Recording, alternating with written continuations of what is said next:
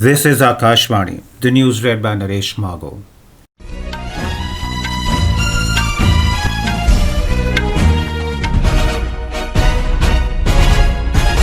The three-day National Conference of Chief Secretaries will conclude today. Prime Minister Narendra Modi chaired the conference yesterday in New Delhi. This is the third such conference. The first was held in June 2022 in Dharamshala and the second in January this year in Delhi. Driven by the vision of the Prime Minister of putting the principle of cooperative federalism in action, the National Conference of Chief Secretaries is organized to encourage participative governance and partnership between the centre and the state governments. The conference is witnessing participation of more than 200 people composed of representatives of the central government, chief secretaries and other senior officials of all states and union territories.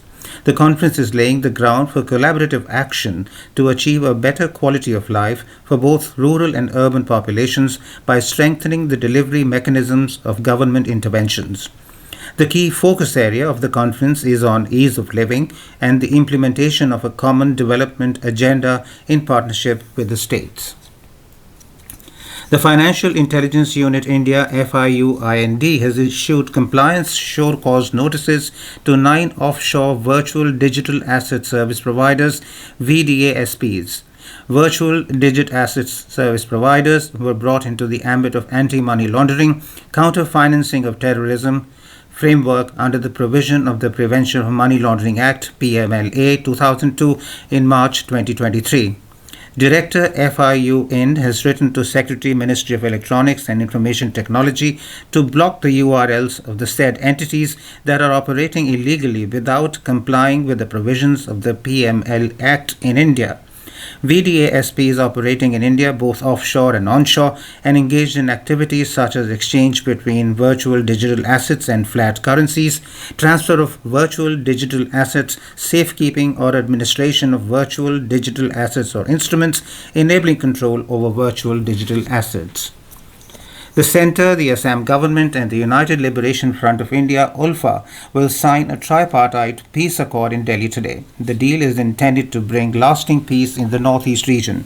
The memorandum of settlement will be signed in the presence of Union Home Minister Amit Shah. The Supreme Court Collegium has recommended to the Centre the names of 5 judges to be appointed as Chief Justices of the High Courts of Rajasthan, Punjab and Haryana, Guwahati, Allahabad and Jharkhand. The Collegium recommended the name of Justice Manindra Mohan Srivastav for appointment as the Chief Justice of the Rajasthan High Court, Justice Sheel Nagu of the Punjab and Haryana High Court, Vijay Bishnoi of the Guwahati High Court, Arun Bhansali of the Allahabad High Court and B.R. Sarangi of the Jharkhand High Court. The Supreme Court Collegium is headed by Chief Justice D.Y. Chandrachud and has Justices Sanjeev Khanna and B.R. Gawai as members.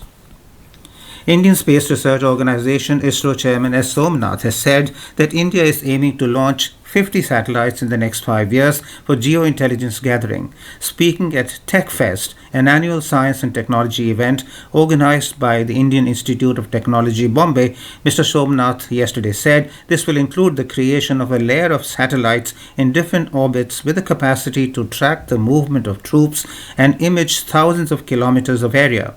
Mr. Somnath said that to realize India's aspiration to become a strong nation, the current size of its satellite fleet is not enough and it should be 10 times what the country has at present.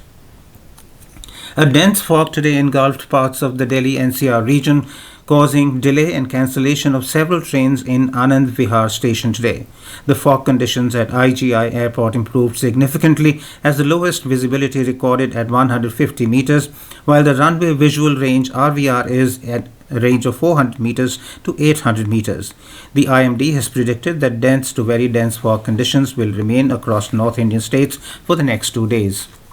Prime Minister Narendra Modi will visit Ayodhya in Uttar Pradesh tomorrow to launch many development projects. The Prime Minister will inaugurate the redeveloped Ayodhya railway station and flag off the new Amrit Bharat trains and Vande Bharat trains. He will also dedicate several other railway projects to the nation.